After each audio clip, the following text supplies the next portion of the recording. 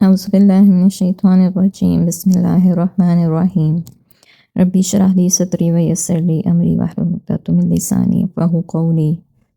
سورہ العمران آیت نمبر 111۔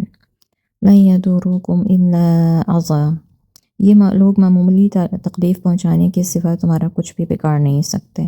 اگر یہ لوگ تم سے جنگ کریں گے تو دم دبا کر بھاگ نکلیں گے، پھر انہیں کہیں سے بھی مدد نہ مل سکے گی۔ یہاں پر کس کی بات ہو رہی ہے؟ جو بھی مسلمانوں کے خلاف تھے، قریش میں سے اور یہودیوں میں سے اور نصارہ میں سے، یعنی گالی دینا، برا بھلا کہنا، تمہارے خلاف سازشیں اور غلط پروپیگنڈے کرنا اور ستانے کے دوسرے کام ہی یہ کر سکتے ہیں۔ اور ایسے کام جو ہیں وہ عموماً ذہنی طور پر خوفزدہ کرنے کے لیے یا ان کو ڈرانے کے لیے کیے جاتے ہیں۔ ایسے فریق کرتے ہیں، ایسے لوگ کرتے ہیں۔ رہا جوان مردوں کی طرح مقابلے میں آنا، تو اس بات کی ان میں سکت ہی نہیں، اور اگر کریں گے تو بری طرح پٹ کر بھاگ کھڑے ہوں گے۔ اور اس وقت منافق بھی ان کی کچھ مدد نہ کر سکیں گے، جو ان سے ساز باز کرتے اور مدد کو پہنچنے کے وعدے کرتے رہتے ہیں۔ اہل کتاب کے حق میں یہ پیشن گوئی حرف بہ حرف پوری ہوئی۔ سب سے پہلے یہود کے قبیلہ بنو قینقاع کو جلا وطن کیا گیا، پھر بنو نذیر کو، پھر بنو قریظہ کی باری آئی تو وہ قتل کیے گئے اور لونڈی غلام بنائے گئے۔ پھر خیبر میں زک اٹھائی تو مزارے کی حیثیت سے رہے، اور بالآخر حضرت عمر نے انہیں وہاں سے بھی نکال دیا، اور نجران کے عیسائیوں نے جزیہ دینا قبول کیا اور اہل ذمہ کی حیثیت سے رہنے لگے، یعنی وہ جزیہ دے کے یہاں پر رہتے تھے۔ غرض ہر میدان میں ان لوگوں نے عزت اٹھائی اور ذلیل و خوار ہوئے۔ پھر کیا ان کے حق میں یہ بات بہتر نہ تھی کہ اسلام قبول کر کے باعزت زندگی گزارتے اور مسلمانوں کے حقوق میں برابر کے حصے دار بن جاتے؟ لیکن انہوں نے ایسا کرنا قبول نہ کیا۔ ضربت علیہم الذلۃ اینما ثقفوا الا بحبل من اللہ وحبل من الناس وباءوا بغضب من اللہ وضربت علیہم المسکنہ، جہاں بھی یہ لوگ پائے جائیں ذلت ان کے مقدر کر دی گئی، الا یہ کہ اللہ کی یا دوسرے لوگوں کی ذمہ داری میں پناہ لے لیں۔ یہ لوگ اللہ کے غضب میں گر چکے ہیں اور محتاجی ان پر مسلط کر دی گئی ہے۔ یہ اس لیے ہوا کہ وہ اللہ کی آیات کا انکار کرتے تھے اور انبیاء کو ناحق قتل کر دیتے تھے، اور اس کی وجہ یہ تھی کہ وہ نافرمان تھے اور اللہ کی حدود سے آگے نکل جاتے تھے۔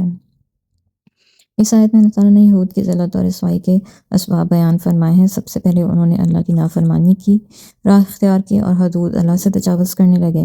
ان گناہوں نے ان کی طبیعت پر یہ اثر کیا کہ بڑے بڑے جرائم پر دلیر ہو گئے، جیسے اللہ کی آیات ہی سے انکار کر دینا، انہیں چھپا جانا یا انہیں بدل ڈالنا، حتیٰ کہ وہ انبیاء کے قتل کے بھی مرتکب ہوئے۔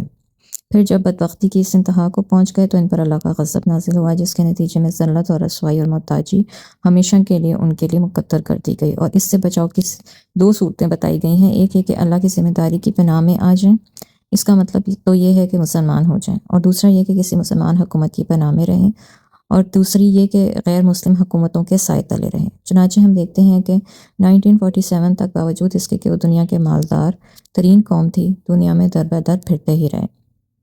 1947 میں 3 عیسائی حکومتوں نے برطانیہ، فرانس اور امریکہ کی مدد سے انہوں نے ایک مختصر سا خطہ اپنی ایک الگ حکومت قائم مختصر سے خطے پر اپنی ایک الگ حکومت قائم کر لی، جسے کئی ممالک نے ابھی تک تسلیم ہی نہیں کیا، اور عیسائی حکومتوں نے مسلمانوں سے انتقام کے طور پر مسلمان ممالک کے درمیان یہ حکومت قائم کر کے مسلمانوں کے جگر میں خنجر گھونپا ہے۔ آج بھی اسرائیل کو امریکہ کی مکمل حمایت حاصل ہے، اور اسی کے دم قدم سے یہ اپنا وجود قائم رکھے ہوئے ہیں۔ اگر امریکہ کا سایہ ان کے سر سے اٹھ جائے تو فوراً ان کا وجود ہی ختم ہو جائے گا۔ مگر افسوس کی بات یہ ہے کہ جس طرح یہود مغضوبی علیہم قوم ہے، اسی طرح آج کے مسلمان بھی اللہ کی نافرمانیوں کی بنا پر اس طرح کی قوم بننا چاہتے ہیں۔ چنانچہ مسلمانوں پر اللہ کی طرف سے اسرائیل کی صورت میں عذاب نازل ہوا، اور جب تک مسلمان باہمی اتفاق اور اتحاد کا ثبوت نہ دیں گے اور تو تب تک آپس میں الجھتے اور لڑتے مرتے رہیں گے، اور ان پر یہ عذاب مسلط ہی رہے گا۔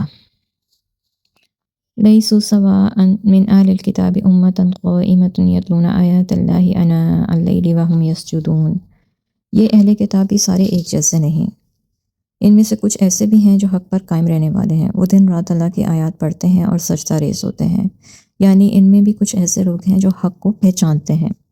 یؤمنون باللہ والیوم الآخر ویأمرون بالمعروف وینہون عن المنکر ویسارعون فی الخیرات واولئک من الصالحین، وہ اللہ پر اور آخرت کے دن پر ایمان لاتے ہیں، اچھے کاموں کا حکم دیتے ہیں اور برے کاموں سے روکتے ہیں، اور بھلائی کے کاموں میں سبقت کرتے ہیں، یہ سارے لوگوں میں سے ہیں۔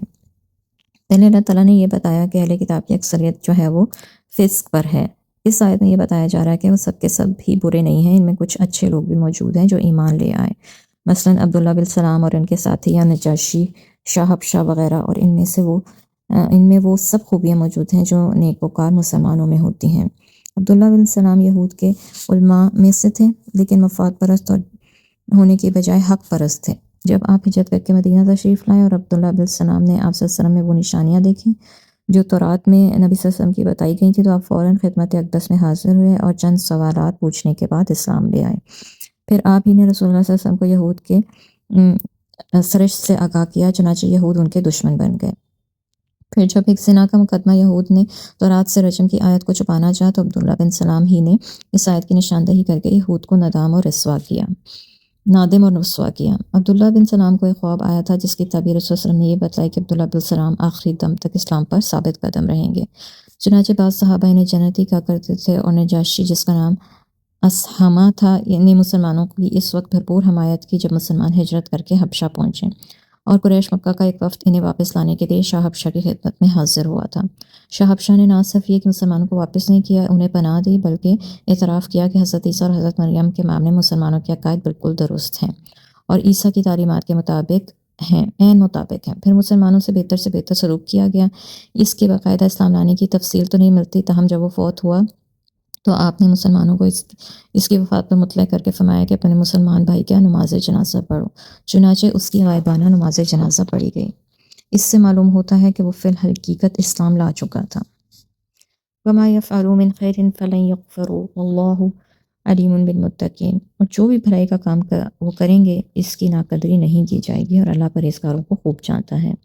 یعنی اہل کتاب کے جو لوگ اسلام لے آئے ہیں، ان کے اسلام لانے سے پہلے کے اچھے کاموں کا انہیں بدلہ دیا جائے گا، کیونکہ اسلام لانے کے دو فائدے ہیں اور وہ حدیث سے ثابت ہیں۔ ایک یہ کہ اسلام لانے سے پہلے کے گناہ معاف کر دیے جاتے ہیں، اور دوسرا یہ کہ اسلام لانے سے پہلے کے نیک اعمال برقرار رکھے جاتے ہیں، یعنی دور کفر کے اچھے کاموں کا بھی انہیں ثواب عطا کیا جاتا ہے، اور کافروں کا معاملہ اس کے برعکس ہوتا ہے، یعنی ان کی نیکیاں برباد اور گناہ لازم ہوتے ہیں۔